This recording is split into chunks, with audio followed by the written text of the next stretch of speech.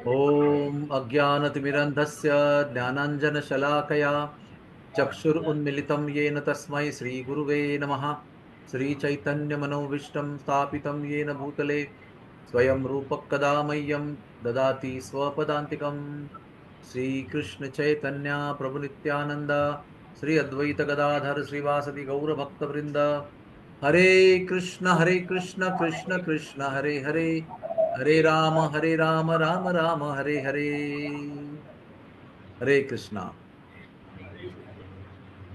तो आज वैशाख महीने की आखिरी तिथि है, जिसको हम कहते हैं अमावस्या। और अमावस्या वैशाख की बहुत महत्वपूर्ण है, क्योंकि आज शनिदेव की जयंती है। आज शनिदेव का जन्म है। तो सबसे पहले मैं आपको बताना चाहता हूँ कि शनिदेव का नाम लेते ही सब लोग डर जाते हैं। शनिदेव एक एक प्रकार से अज्ञानी लोगों के लिए विलेन है, जो कुंडली देखते हैं और शनि दशा आते ही डर जाते हैं, है ना। लेकिन शनि डरने वाली वस्तु नहीं है, या डरना भी नहीं चाहिए उनसे। क्योंकि कैसा है ना कि हम लोग हर चीज को जब स्वार्थ से देखते हैं कि मुझे क्या लाभ होगा और मुझे क्या हानि होगी। हमारी मित्रता भी इसी तत्व पर होती है। किसी से मुझे लाभ है तो मैं उससे मित्रता करता हूँ, किससे मुझे नुकसान है तो मैं उसको शत्रु समझता हूँ, या अप्रिय समझता हूँ, या टालता हूँ, या उसका द्वेष करता हूँ। तो हमारा जो पसंद नापसंद है, ये स्वार्थ पर आधारित है, सत्य पर आधारित नहीं। हमारा जो अ, व्यवहार है वो ज्ञान पर आधारित होना चाहिए, सत्य पर आधारित होना चाहिए। क्योंकि जो ज्ञान सत्य पर आधारित होता है वो आत्मा के कल्याण के लिए होता है, उससे आत्मा का कल्याण होता है। लेकिन स्वार्थ पर जब कोई रिश्ते निर्भर होते हैं तो उसमें आत्मा का कल्याण नहीं होता है। इसलिए मनुष्य को ज्ञान प्राप्त करना बहुत जरूरी है। मैं ये नहीं कह रहा हूं कि सबको ज्ञानी पंडित बनना है, वो तो कोई कोई लोग बन सकते हैं। लेकिन कॉमन सेंस जो है, कॉमन नॉलेज जो जीवन चलाने के लिए आवश्यक है, जीवन के व्यवहार में आवश्यक है, उतना सत्य का परिचय तो सबको होना चाहिए। तो शनिदेव पुराणों के दृष्टि से अगर पढ़ा जाए, भगवान के सत्य वचन, सत्य ज्ञान के आधार पर समझे जाए, तो शनिदेव भगवान के परम शुद्ध भक्त हैं, परम शुद्ध वैष्णव हैं, महात्मा हैं। वो सूर्यदेव के यम से भी अग्रज पुत्र हैं, यानी यम भी उनके छोटे भाई हैं। सूर्यदेव के कई पुत्र हैं। मनु, जो प्रथम मनु है, श्राद्ध देव मनु, वैवस्वत मनु, वो भी सूर्यदेव के पुत्र हैं। सूर्यदेव बहुत सीनियर देवता है, साक्षात नारायण के समान। तो यमराज भी उनके पुत्र हैं, यमुना भी उनकी पुत्री है, ताप्ती नदी भी उनकी पुत्री है, जो गुजरात में बहती है। इस प्रकार से वो देवता में से एक है, शनि देवता। लेकिन जैसे उनके छोटे भाई यमराज, वो तो महान महात्मा है, दिक्पाल कहते हैं उनको, यानी महाजन। ऐसे 12 महाजन है, भीष्मदेव, जनक महाराज, प्रहलाद महाराज, व्यासदेव। उनमें एक है यमराज, जो भगवान के भक्ति के विषय में सर्वोत्तम जो आचार्य हैं उनमें से एक माने जाते हैं। लेकिन आप और हम यमराज के बारे में क्या सोचते हैं? अरे बाप रे, यम का मुंह नहीं देखना है, अरे बाप रे, यमलोक नहीं जाना है, बस जिंदगी में ऐसा ना हो कुछ कि हमको यमराज का मुंह देखना पड़े। तो जब व्यक्ति स्वार्थी होता है ना, तो फिर वो इस प्रकार से सोचता है। लेकिन एक बार भगवान के भजन में आता है और सत्य क्या ज्ञान कर लेता है, तो वो यमराज को प्रणाम करता है, यमराज को आचार्य मानता है। और यमराज आचार्य है ही। लेकिन कैसा होता है ना, समझो आपको अपनी संस्था चलानी है, तो कुछ काम बहुत आसान होते हैं और कुछ काम कोई करना नहीं चाहता है, बहुत डिफिकल्ट है वो। लेकिन कुछ ना कुछ जो समर्पित लोग होते हैं, वो कठिन काम अपनी में ले लेते हैं कि ठीक है भाई, कोई नहीं कर रहा है, ये मैं करूंगा। किसी को पसंद नहीं है तो मैं करूंगा। अभी पूरे ब्रह्मांड में पापियों को दंड देने का काम है, और जो पापियों को दंड देता है वो किसी का प्रिय नहीं होता है, वो लोगों का अप्रिय हो जाता है। तो लोगों का अप्रिय होना कोई चाहता नहीं है, इसलिए कोई देवता ये काम नहीं करते हैं। तो यमराज वो काम करते हैं। स्वयं तो भगवान के परम भक्त हैं, लेकिन सेवा भगवान की ऐसी कर रहे हैं, जो ब्रह्मांड में लोग गुनाह करते हैं, पाप करते हैं, अधार्मिक कृत्य करते हैं, उनको पकड़कर दंड देना भगवान ने उनके जिम्मे दिया है। उसी प्रकार से हमारे शनिदेव हैं। हमको लगता है कि वो हमारा बुरा करते हैं, लेकिन आप मुझे बताइए, हमारा बुरा कौन करता है? हमारा बुरा हम ही करते हैं। कैसे करते हैं? बुरे कर्म करते हुए। क्योंकि हर कर्म करते हैं तो उसका एक फल होता है। तो कोई बुरा कर्म करेगा तो उसका बुरा फल होगा। तो बुरा फल अगर कोई देने वाला है अधिकारी, तो वो बुरा नहीं होता है। जैसे पुलिस, पुलिस बुरी नहीं होती है, लेकिन जो बुरा काम करने वाले हैं उसके लिए वो पकड़ के पीटती है, उसको जेल में डालती है। इसलिए पुलिस का मुंह भी कोई देखना नहीं चाहता। लेकिन पुलिस कोई अपने मर्जी से आपको नहीं मारता है। अभी हमको कोई पुलिस ने आज तक मारा नहीं है। क्यों नहीं मारा है? क्योंकि कोई गुनाह नहीं किया आज तक, इसलिए आराम से रहते। पुलिस भी हमको कोई देखता नहीं है। लेकिन चोरी करेंगे, डकैती करेंगे, तो पुलिस आके पकड़ के लेके जाएंगे। तो पुलिस बुरी नहीं है। तो ये जो बुरा वाला कठिन काम है, दंड देने वाला, वो शनिदेव एक काम करते हैं। मेरे पिताजी ना बचपन में हमेशा कहा करते थे कि शनिदेव कभी किसी का बुरा नहीं करते। आपने अगर कोई बुरा नहीं किया है तो शनिदेव आपका कुछ भी नहीं कर सकते। शनिदेव केवल बुरे कर्म का ही फल हमको देते हैं। और शास्त्रों में भी लिखा है, मेरे पिताजी बचपन में बताते थे कि शनि का जब काल आता है ना, शनि का काल दो प्रकार से आता है। एक 7.5 ही कहते हैं उसको, 7.5 साल तक उसकी पीड़ा रहती है। और ये मत समझना कि वो मेरे जीवन में नहीं आएगा, आपके जीवन में आएगा। वो सबके कुंडली में, सबके जीवन में कभी ना कभी 7.5 और कभी ना कभी शनि महादशा आती ही है। उसका एक सीक्वेंस है, उसका एक क्रम है। जैसे सूर्य की महादशा है, शुक्र की महादशा है, बुध की महादशा है, गुरु की महादशा है, मंगल की महादशा है, चंद्र की महादशा है। ऐसे सभी नवग्रहों की महादशा होती है। लेकिन आपके जीवन में, आपके जीवन काल में वो कहाँ प्लेस्ड है, कहाँ पर उसका उपस्थिति है, उसके अनुसार हर एक की दशा अलग अलग होती है। जैसे कि मेरी अभी शुक्र दशा चल रही है, तो आपको शायद सूर्य की दशा चलती होगी या चंद्र की दशा चलती होगी। और आपके कुंडली में अगर शनि उच्च स्थान पर बैठा हुआ है तो शनि आपको लाभ ही लाभ देगा, और नीच स्थान में बैठा है तो आपको वो नुकसान करेगा। ऐसा कहते हैं कि शनि के काल में कष्ट होता है।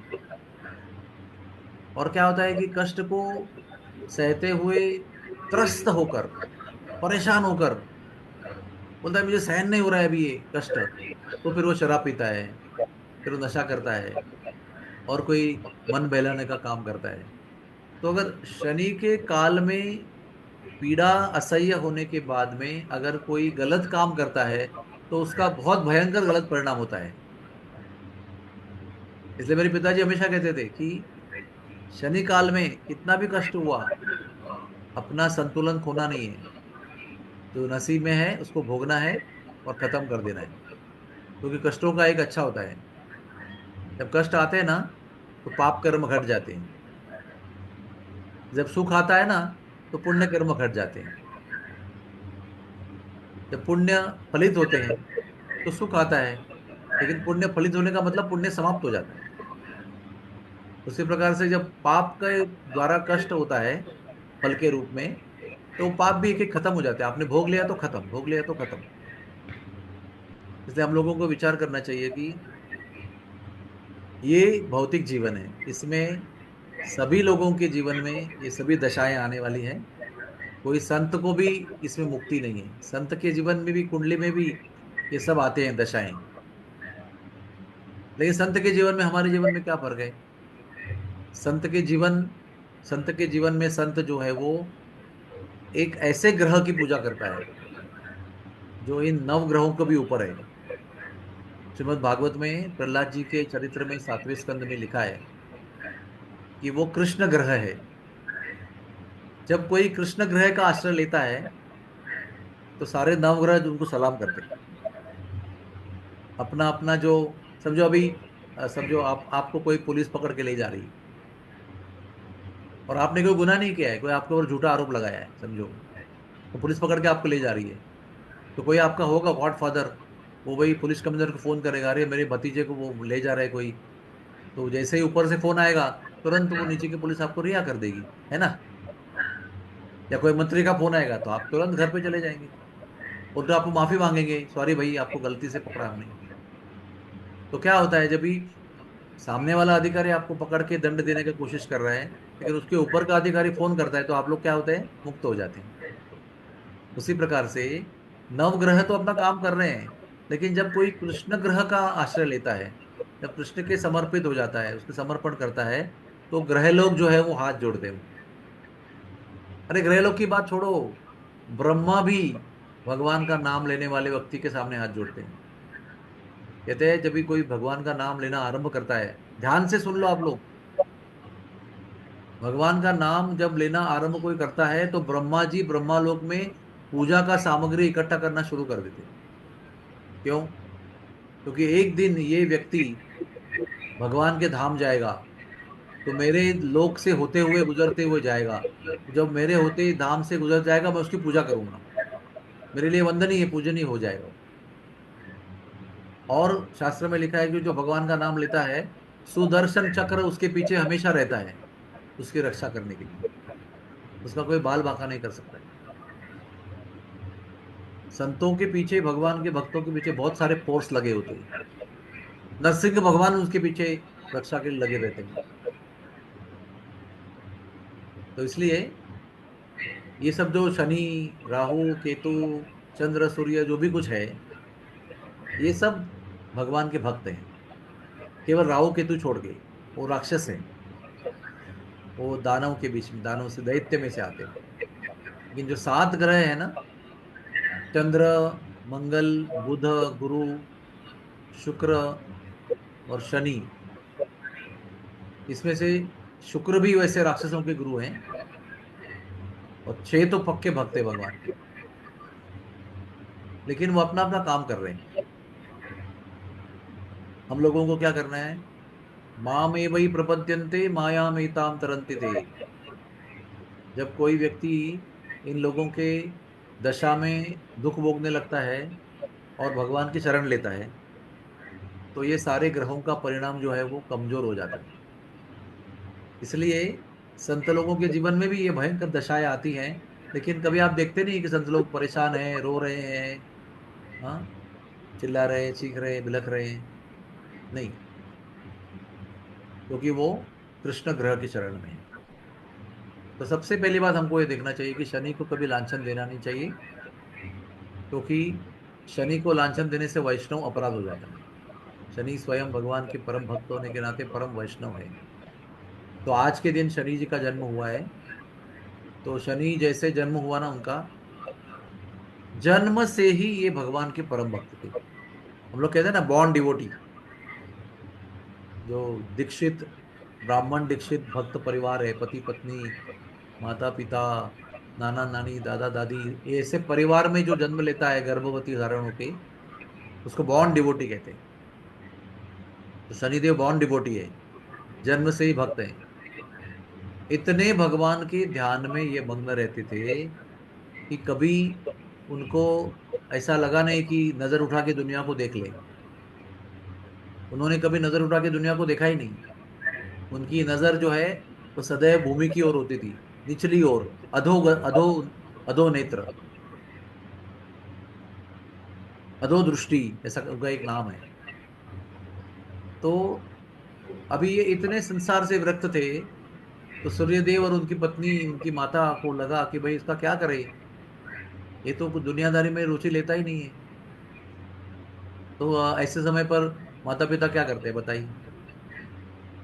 माता पिता सोचते हैं कि अच्छी लड़की सुंदर अगर देखकर शादी की जाए तो उसका प्रपंच में, संसार में मन लग जाएगा। ऐसे कई हमारी वैष्णवों के जीवन में कहानियां हैं। ये विरक्त साधुओं को उन्होंने, माता पिताओं ने शादी करके प्रपंच में डालने का प्रयास किया था। तो उन्होंने शनि की एक सुंदर कन्या के साथ, जो देवी समान थी, बहुत सौंदर्यवती थी, सद्गुण संपन्न थी, उसके साथ विवाह कर दिया। विवाह करने के बाद भी शनि देव को तो बिल्कुल रुचि नहीं संसार में, संसारी भोग में कोई रुचि नहीं है, कौटुंबिक वैवाहिक सुख में कोई रुचि नहीं है, और पत्नी के मुख को भी देखता नहीं है, नीचे ही देखता है। अभी हमारे यहाँ पर भी तीन माताएं बैठी हैं। समझे आपका विवाह हो जाए और आपके पति आपको देखते ही नहीं है, नीचे ही देखते हैं, तो आप एक दो दिन देखेंगे, 4 दिन देखेंगे, 8 दिन देखेंगे, बाद में गुस्सा आएगा ना आपको, अरे विवाह किस लिए किया आपने, मेरे मुख को देखते नहीं आप। तो वो पत्नी जो थी शनिदेव की, वो एक दिन इनका व्यवहार देख के इतनी परेशान हो गई कि उन्होंने क्रोध से इनको शाप दे दिया कि तुम पत्नी होकर भी मुझे देखते नहीं हो और नीचे देखते रहते हो। तो अभी इसके बाद में किसी को देखोगे ना आप ऊपर उठ के, तो जिसको आप देख रहे हैं वो जलकर भस्म हो जाएगा, उसका सर कट जाएगा। ऐसा क्रोध से उन्होंने शाप दे दिया। तो शनिदेव को और बहाना मिल गया ऊपर नहीं देखने का। वे अभी तो ऊपर देखूंगा तो कोई मर जाएगा बेचारा। तो उन्होंने और नीचे देखना आरंभ कर दिया। अभी उसने सोचा कि भाई ये सुधरेगा, लेकिन वो तो कैसे है ना कि साधु के लिए तो शाप भी वरदान होता है। चैतन्य महाप्रभु को किसी ने बताया कि आपको कोई संसारिक सुख नहीं मिलेगा, आप संसारिक सारे सुखों से वंचित रह जाओगे। तो वो नाचने लगे, बोले यही तो मैं चाहता हूं कि मैं संसार भोग से अलग हो जाऊं और भगवान की भक्ति में मत मग्न हो जाऊं। तो साधु को लगा कि, किसी को लगा दुनियादारी के लोगों को कि शाप दे रहे हैं, लेकिन वो तो उन्हें वरदान के रूप में लिया। तो उसी प्रकार से ये पत्नी के द्वारा शापित होकर और भी नीचे देखने लगे। उसके बाद में क्या हुआ, ध्यान से सुनिए। उसके बाद में शंकर भगवान और पार्वती को पुत्र हुआ। पहला पुत्र का नाम कार्तिकेय है, लेकिन दूसरा पुत्र हुआ, बहुत सुंदर पुत्र था, तेजस्वी पुत्र था। तो उसका जन्म का उत्सव मनाने का पार्वती ने तय किया। पार्वती तो अन्नपूर्णा है, कोई कमी नहीं किस चीज की। तो पार्वती ने शंकर के साथ में मिलकर एक बहुत भव्य जन्मोत्सव मनाया, और उसमें सारे देव ऋषि, सारी देवियां, सारे देवताएं, सारे देव, सबको बुला लिया। जैसे आप लोग बुलाते हैं ना, इधर के उधर के फ्रेंड्स को बुलाते हैं, तो उनकी जब उत्सव होता है तो वो देवताओं को बुलाते हैं, क्योंकि वही उनका परिवार है, वही उनका परिकर है। तो सारे देवता, सारी देवियां, सारे देव ऋषि, सभी साधु सबगण आ गए, और शनिदेव भी आ गए, उनको भी आमंत्रण था, क्योंकि सूर्य को भी आमंत्रण था। तो सब लोग जन्मदिन की बधाई गा रहे थे, और सब लोग आ आके बालक को आशीर्वाद दे रहे थे। लेकिन शनिदेव जो है वो एक जगह खड़े होकर नीचे देख रहे थे। सबने आशीर्वाद दिया तो पार्वती शनिदेव को पुकार रही है, शनिदेव आप भगवान के बड़े भक्त हो, आपका आशीर्वाद मेरे पुत्र को चाहिए। तो वो शनिदेव पार्वती को बताता है कि मैया, ऐसा ऐसा है, मुझे शाप मिला हुआ है, अगर मैं आपके पुत्र का मुंह देखूंगा तो वो मर सकता है। तो क्यों आप चाहते हो जन्मदिन के उत्सव पे ऐसा दुर्घटना क्यों चाहते हो। बोले कुछ नहीं कुछ नहीं, मैंने उसकी परवाह कर दी, मैं आप, मुझे आपके आशीर्वाद मेरे बच्चे को चाहिए।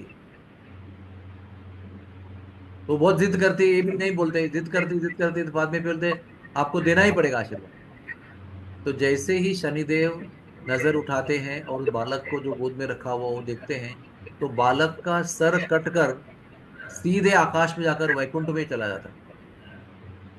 और पूरा पार्वती का जो गोद है ना, पार्वती की गोद जो है खून से लथपथ हो जाती है।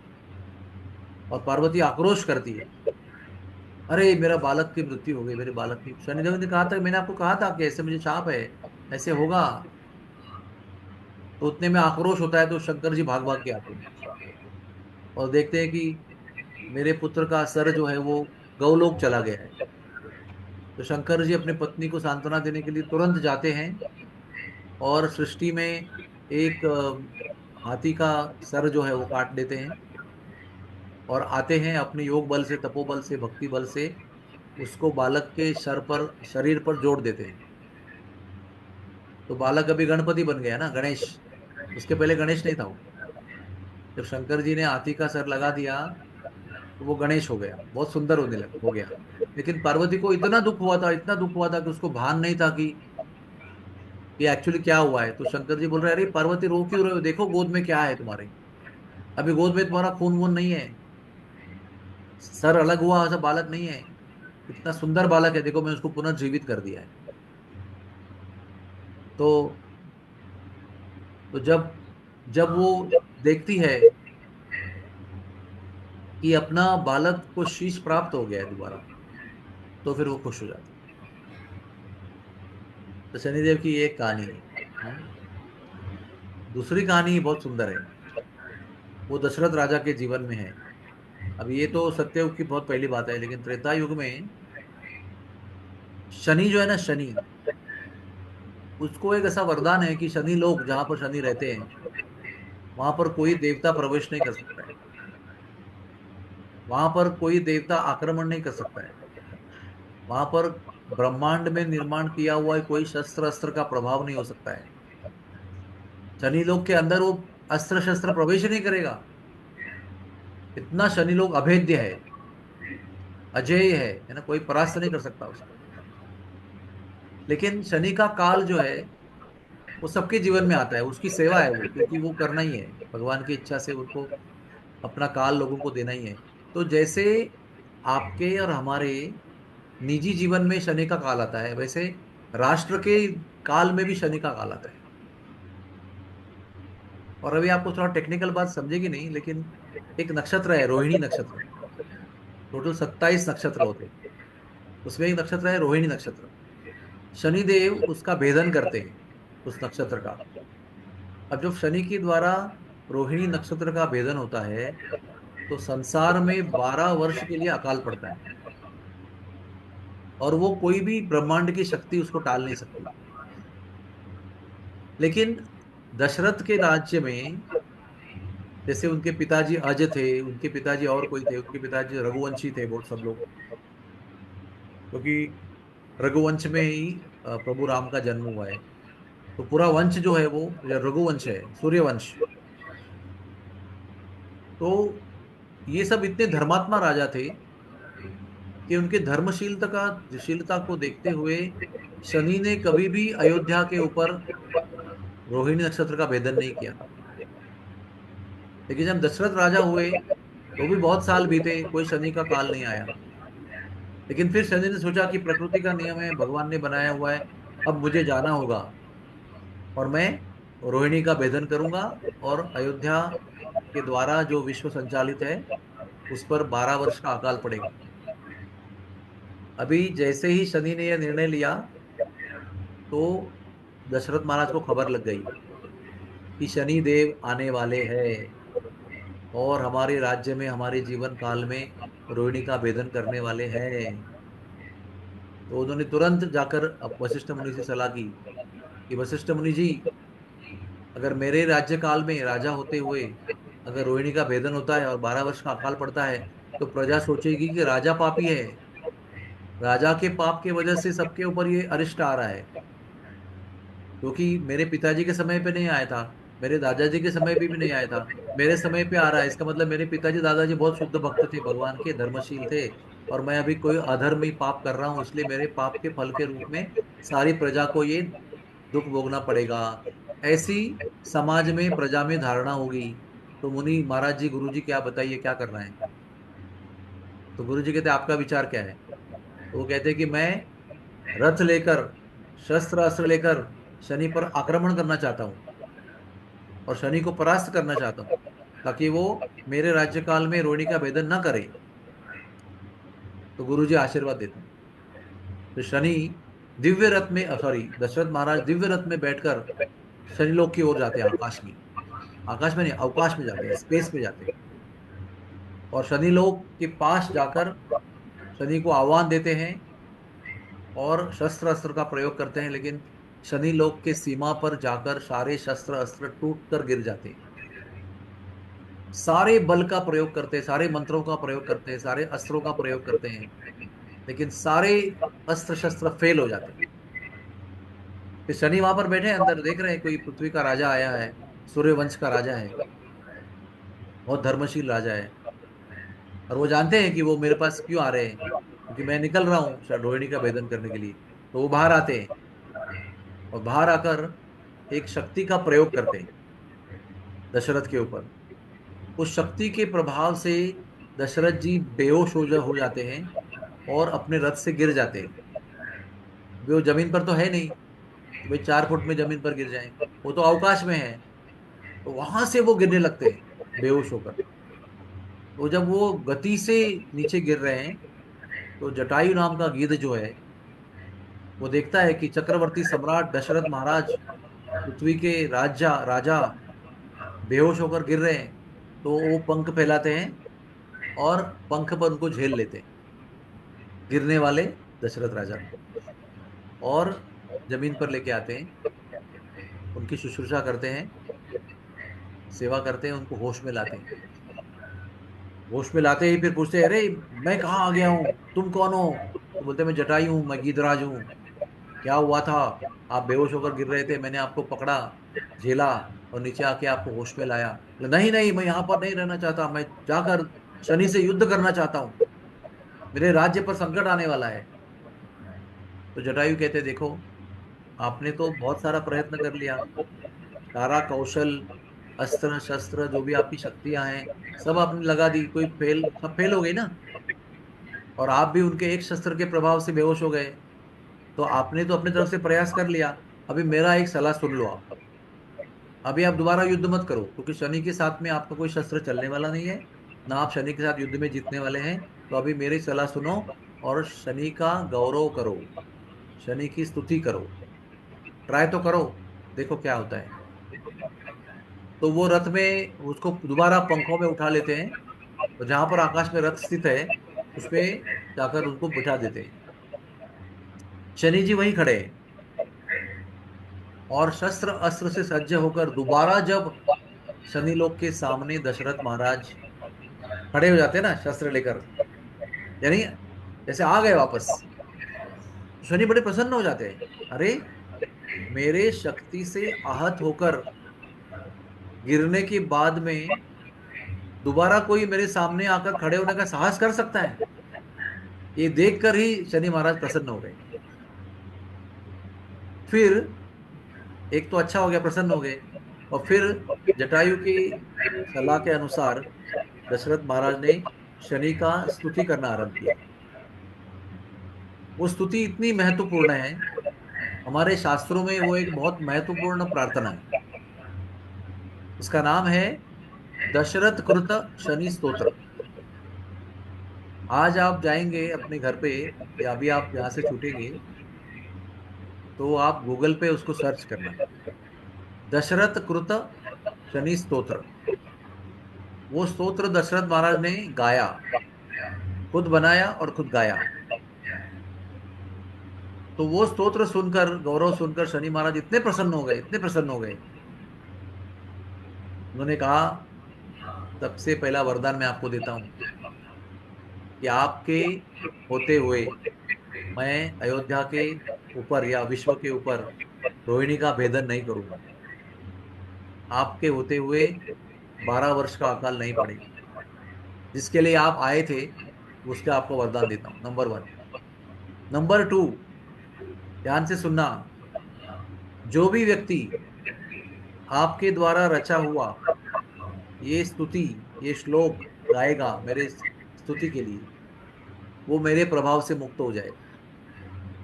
यानी उसके जीवन में शनि काल आएगा, कुंडली में रहेगा उसके, लेकिन उसका परिणाम उस पर उतना नहीं होगा अगर वो हर रोज दशरथ कृत यानी आपके द्वारा बनाया हुआ शनि स्तोत्र, मेरा स्तोत्र गाएगा।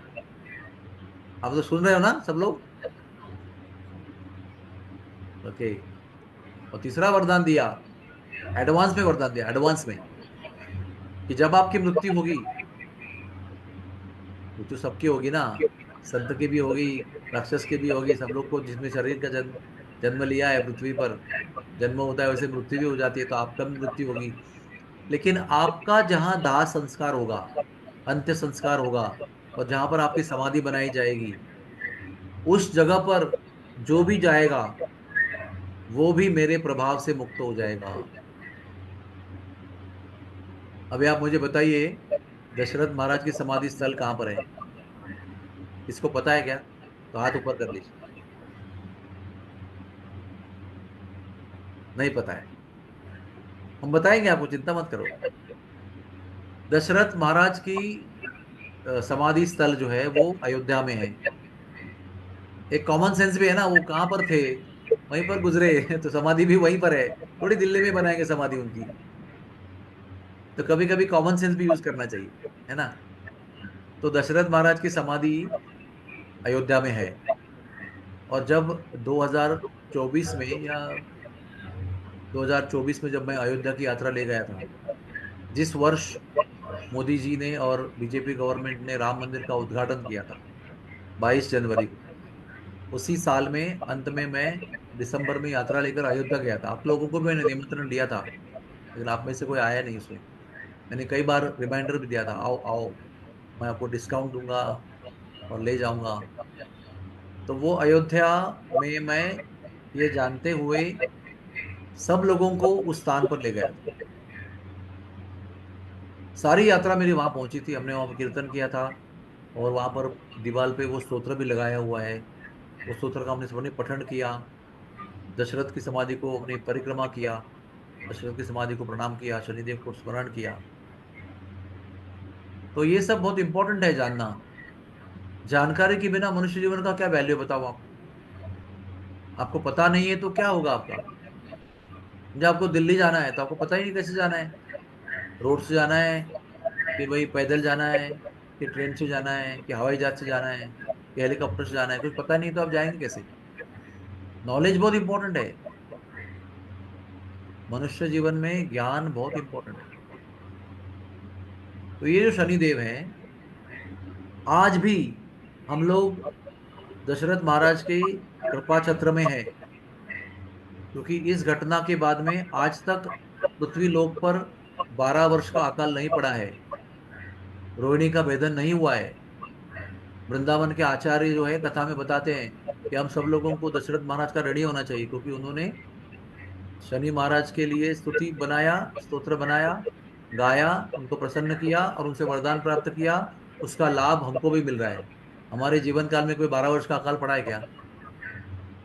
आपके वैसे किसी के जीवन काल में 12 वर्ष अकाल पड़ा है? नहीं पड़ा है। पड़ता है, एक आध साल पड़ता है, एक 6 महीने पड़ता है, कि एक साल बारिश नहीं आती है तो सूखा पड़ जाता है, लेकिन 12 वर्ष लगातार कभी पड़ा नहीं। तो ये शनिदेव जो है, इसके संत होने का, महात्मा होने का, वैष्णव होने का और एक प्रूफ है, और एक प्रमाण है। वो क्या है बताइए? आप लोग बरसाना में बैठे हैं, शनिदेव कहाँ बैठे हैं?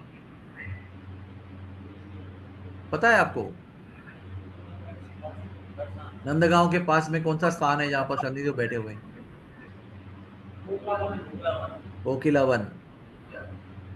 तो अभी आपको बात बताता हूं मैं, कि ये सब चीजें आपके आसपास में है, लेकिन आप उसके अवगत नहीं है, क्योंकि आप उसका विचार नहीं करते हैं।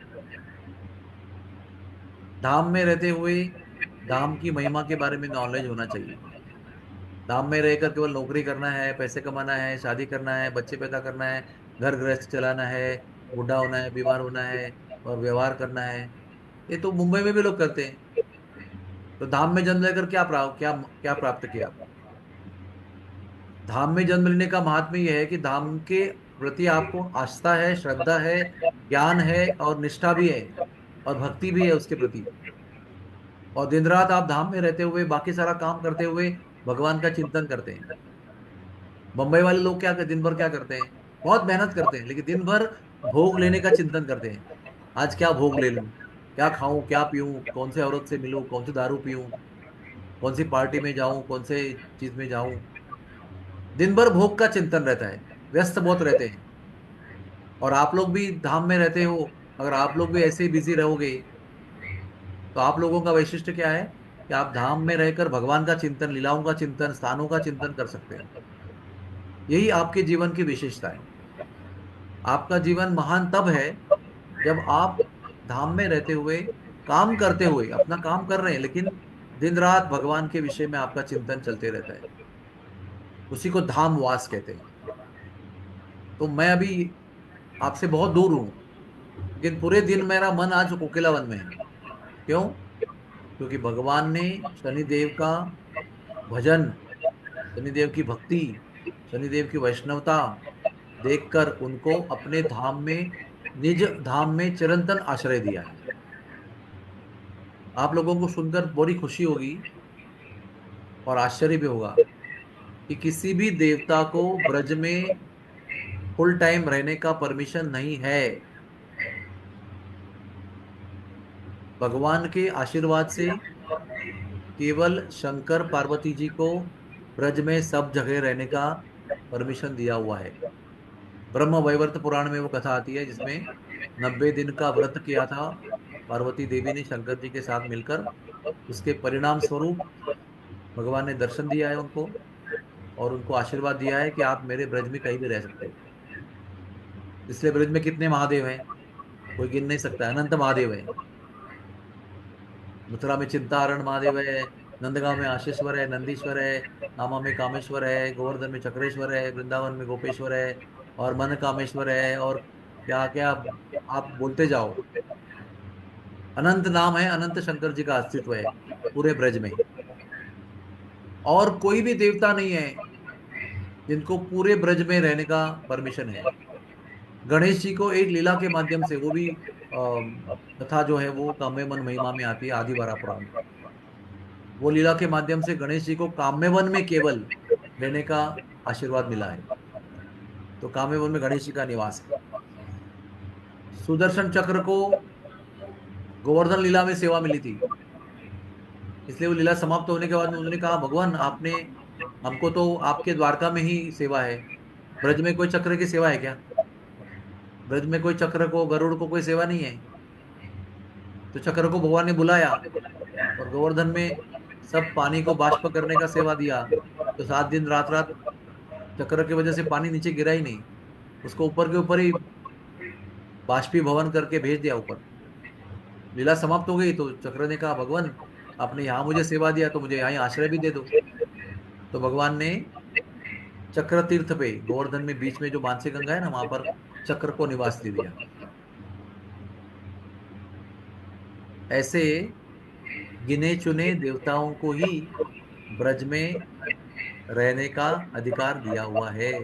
उसमें से एक शनिदेव है जिनको भगवान ने अपने प्रिय रासस्थली कोकिला वन में निवास स्थान दिया। कितनी बड़ी बात है, देखो आप, भगवान के प्रिय लीला स्थली में साधारण जीव निवास नहीं कर सकता है। इसलिए आप लोग सब भाग्यवान हो, क्योंकि आप ऐसी जगह पर रह रहे हो, ऐसी जगह सांस ले रहे हो, ऐसी जगह का पानी पी रहे हो, ऐसी जगह का भोजन खा रहे हो जहाँ से, उस भूमि से वो आता है, गेहूं चावल जो भी कुछ सब्जियां, सारा आपका जीवन ब्रज भूमि से संबंधित है। और आपको दिन रात वहां पर निवास प्राप्त है। किसी भी देवता को रैन बसेरा नहीं है ब्रज में, इन दोनों दो चार लोगों को छोड़कर। अगर देवताओं को ब्रज में आने को अलाउड है वो आते हैं। नो रैन बसेरा माय डियर फ्रेंड्स। रात को रहने का इंतजाम नहीं है यहाँ पर। दिन दिन में आओ, आना भी है तो ब्रज के बाहर अपने गाड़ी को पार्क करो। मतलब क्या? अगर इंद्र आएगा तो हाथी को ब्रज के बाहर पार्किंग करेगा, जूता ब्रज के बाहर उतार देगा, भले वो रत्नों से भरा हुआ जूता पहनता होगा। लेकिन कोई भी देवता आएंगे, ब्रह्मा जी भी आएंगे, ब्रह्मा जी को भी ब्रज में स्थान नहीं है। Please understand. सब लोगों को ब्रज के बाहर चप्पल निकालना पड़ता है, अपने वाहन को ब्रज के बाहर खड़ा करना पड़ता है, और पैदल नंगे पैर ब्रज रज में चलकर भगवान को मिलने को आना पड़ता है। और भगवान को मिले तो तुरंत वहां से निकलना है उनको, रुकने उकने का काम नहीं है। यहाँ तक कि मम्मम भी प्राप्त नहीं होता है। समझ लो आप इस बात को। हम लोग वहां पर हर दिन 3 बार 4 बार पानी पीते हैं, भोजन करते हैं, सोते हैं, महाप्रसाद खाते हैं, ठाकुर जी का, राधा रानी का, नंदगांव का, वृंदावन का, गोवर्धन का खाते रहते हैं ना हम लोग। वहां पर दिन रात आते रहता है, महावस्त्र आते रहता है, और दुपट्टा आता है, चुनरी आती है। ये सब हमको मिलता है, देवताओं को नहीं मिलता। ये ध्यान रखना इस बात को। ब्रह्मा जी ने एक बार देखा, अरे ये तो यमुना किनारे में बैठकर पूरा अ, भोजन कर रहे हैं भगवान, बढ़िया। और उनको पता था कि भोजन करने के बाद भी हाथ धोते हैं वो, यमुना जी में जाकर हाथ धोते हैं। तो हाथ में कुछ लगा रहता है ना, चावल के कण दाने कुछ लगा रहता है ना, कभी कभी रहता है। तो हाथ धोते हैं तो वो हमारे वॉश बेसिन में गिर जाता है। तो भगवान का वॉश बेसिन क्या है? यमुना जी है। तो उन्होंने सोचा, बोले मैं बड़ा बुद्धिमान हूं, तो जब मैं मेरे शक्ति से मछली बन जाऊं और वहीं पर घूमूंगा जहां भगवान हाथ धोने वाले हैं, हाथ धो के हाथ का लगा हुआ कोई महाप्रसाद गिर जाएगा ना, तो मैं उसको खा लूंगा, तो भगवान का महाप्रसाद मुझे मिल जाएगा। तो ब्रह्मा जी, हमारे ब्रह्मा जी महाराज मछली बनकर वहां बैठे हैं यमुना जी के नीचे, और भगवान ने अपना भोजन समाप्त किया, और वो हमेशा की तरह उठे और यमुना जी में गए हाथ धोने के लिए। तो झुककर देखा तो ब्रह्मा जी मछली बनकर घूम रहे हैं, भगवान क्या नहीं जानते। और वो मछली घूम रही है, प्रतीक्षा कर रही है, अभी हाथ धोएंगे तो महाप्रसाद मिलेगा। तो भगवान ने दोना लिया, यमुना जी का पानी लिया और जमीन पे आके हाथ धोया, और ब्रह्मा जी भूखे रह गए, ब्रह्मा जी को महाप्रसाद नहीं मिला। ये मैं क्यों बता रहा हूं आपको? कि जो भाग्य ब्रह्मा जी को भी प्राप्त नहीं है, वो हमको और आपको रोज प्राप्त है। राधा रानी के धाम में, रज में रह रहे हम लोग, वहां का रोटी खा रहे हैं, वहां के रज में पला हुआ गेहूं, उसका आटा बना के रोटी खा रहे हैं, वहां से ही अक्टूबर में सितंबर में चावल लगाते हैं, वो चावल खा रहे हैं। बाग में सब्जियां बन रही है, उसकी सब्जी हम खा रहे हैं, ठाकुर जी को अर्पण कर रहे हैं, उसका महाप्रसाद खा रहे हैं। यही निवास करते हैं दिन रात, यहाँ जीवन में जन्म लिया हुआ है, मरेंगे भी यहीं पर। इतना भाग्य प्राप्त है। तो वो शनिदेव जी कोकिला वन में विराजमान है। आज के दिन वहां पर प्रचंड भयंकर भीड़ होगी, क्योंकि शनिदेव को तेल चढ़ाने के लिए जाते हैं वहाँ। तो मैं जहाँ रहता हूँ, अभी रह रहा हूँ, उसके बाजू में ही एक छोटा सा मंदिर है, वहां पर शनिदेव की मूर्ति है। मैं सुबह जाकर उनको तेल चढ़ा के आया। इस भाव से नहीं गाया कि शनि भगवान आपकी दशा मेरे ऊपर ना आए, आपके द्वारा कष्ट मुझे ना मिले, मुझे कष्ट मत देना, ये भाव से नहीं गया मैं इस भाव से गया, शनि महाराज आप तो महान वैष्णव हो, आप कृपा करो कि हमसे भी कुछ भजन बने भगवान का, हमें भी कुछ भजन करने का अवसर मिले, भजन की अनुकूलता हो हमारे मन में, भजन की प्रतिकूलता ना हो। जैसे हम संतों को मिलते हैं ना, महान महात्मा को मिलते हैं, वैष्णव को मिलते हैं, वैसे जाके प्रणाम करके तेल चढ़ा के आए। और जरूर आम सब लोगों को आज के दिन कम से कम वो स्तुति पढ़नी चाहिए। इस दृष्टि से नहीं कि हमारे ऊपर उनका परिणाम ना हो, ये हो, दोनों वरदान दिया है। इस दृष्टि से करना चाहिए कि वो प्रसन्न हो जाए, क्योंकि दशरथ ने जब स्तुति किया तो वो प्रसन्न हो गए, पहले प्रसन्न हो गए, बाद में वरदान दिया। तो प्रसन्न हो जाए तो आपको डरने की जरूरत नहीं है। अगर आपका पुलिस फ्रेंड है और आपके किसी कारण कैद भी कर लेते हैं, और वही अधिकारी उधर जॉब पे ड्यूटी पर है, तो आपको चिंता की जरूरत नहीं है, वो नहीं पीटेगा आपको लॉकअप में। तो आपके पहचान का है ना, वो प्रसन्न है आपके ऊपर, रिलेटिव है या आपका पहचान में है, फ्रेंड है आपका, वसीला है उसके ऊपर, सिफारिश में है वो आपकी। तो इस प्रकार से ही मैंने आपको सोचा कि शनि के बारे में बताऊं, क्योंकि लोग सब उसके बारे में गलत सोचते हैं, उनको विलन समझते हैं, लेकिन वो विलन नहीं है, भगवान के महान वैष्णव है। ये सोचना भी एक प्रकार का अपराध है, तो वो बचना चाहिए, उसके लिए मैंने इसलिए आपको बताया। और कभी भी डरना नहीं, अगर आपको लगता है कि मेरे ऊपर राहु की वक्र दृष्टि है, शनि की वक्र दृष्टि है, तो कैसा होगा। लेकिन भगवान नाम जो जपता है ना, उसके ऊपर सारे सितारे निष्प्रभ हो जाते हैं। यही शनिदेव को ना वो रावण ने अरेस्ट किया था। नवग्रहों को अरेस्ट करके उनको केवल कटी वस्त्र पहनकर पूरा नंगा शरीर पे उनको उल्टा सुला के सीढ़ियों पर सुलाया था उन्होंने। और रोज उनके पीठ पर सीढ़ियां चढ़ के हुए वो सिंहासन पे जाता था रावण। तो हनुमान जी जब लंका जलाने आए थे ना, तो उन्होंने शनि को बचाया रावण के चंगुल से। ध्यान से सुनना। तो जब हनुमान ने शनि को बचाया और रिहा कर दिया रावण के चंगुल से, तो शनि ने हनुमान को आशीर्वाद दिया कि जो भी आपकी स्तुति गाएगा, यानी हनुमान की स्तुति गाएगा, वो मेरे प्रभाव से मुक्त हो जाएगा। इसलिए हम लोग हनुमान चालीसा गाते हैं रोज। भूत पिशाच निकट नहीं आवे, महावीर जब नाम सुनावे, नासै रोग कटे सब पीड़ा, जपत निरंतर हनुमत बीरा। ये हम लोग दुख के लिए नहीं गाते, हम लोग हनुमान जी को प्रसन्न करना चाहते हैं।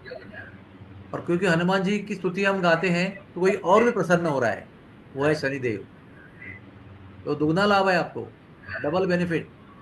अब बोलते हैं डबल इंजन, वैसे डबल इंजन है वो आपको लाभ ही लाभ देगा। लेकिन ये सब कब होगा? जब आपको इसकी जानकारी होगी। आप जानकारी रखते हो या सुनते हो सत्संग में, तब आपको पता चलेगा। संतों के मुख से सुनेंगे तो आप अपने जीवन में उसको उतारेंगे, तो आपको सब पता होगा कि कैसे इससे बचना है। बहुत बहुत धन्यवाद सबका। मैं आपको केवल इतना ही बताना चाहता हूँ कि शनि के प्रति अपनी दृष्टिकोण को बदलो। उनके प्रति नकारात्मक दृष्टिकोण मत रखो, उनके प्रति सकारात्मक दृष्टिकोण रखो, पॉजिटिव एटीट्यूड रखो उनके ऊपर। तो आपको शनि देव जो है वो एक संत के रूप में कृपा करेंगे। अगर अज्ञान में उनको आप नकारात्मक दृष्टि से देखोगे, तो वो अपना काम करेंगे, जो बाकी काम उनको करना है वो करते रहेंगे। तो उनकी वक्र दृष्टि आप पर होगी, तो उसका दुष्परिणाम आप पर होगा। जब हम दृष्टिकोण बदलते हैं ना, तो जीवन बदल जाता है। जब दृष्टिकोण नकारात्मक होता है, तो सब दुखमय हो जाता है। जब दृष्टिकोण सकारात्मक होता है, तो जीवन बहुत आनंदी हो जाता है। बहुत बहुत धन्यवाद सबका। आप सब लोग शनिवार की इस कथा में आए। मैं प्रार्थना करता हूँ कि शनिदेव आप पर प्रसन्न रहे, भगवान आप पर प्रसन्न रहे, ब्रजभूमि आप पर प्रसन्न रहे, और ब्रजभूमि का वास आपको सही रूप से प्राप्त हो। केवल कौटुंबिक प्रापंचिक जीवन जीने के लिए आप मत रहो। आप ब्रज में रहो, भाव से रहो, ब्रज के अनुभूति के साथ रहो, ब्रज ब्रज के ज्ञान के साथ रहो। और अपने जीवन को, जो मिला है आपको ब्रज भूमि में जीवन प्राप्त हुआ है, उस जीवन को धन्य करो और गलत उपयोग मत करो। ब्रज के जीवन का सही उपयोग करो और इस कल्याण को प्राप्त करो। Hare Krishna Krishna Krishna Hare Hare, Hare Ram Ram Ram Hare Hare. Thank you very much. Hari बोल। कोई किसी को प्रश्न पूछना है क्या?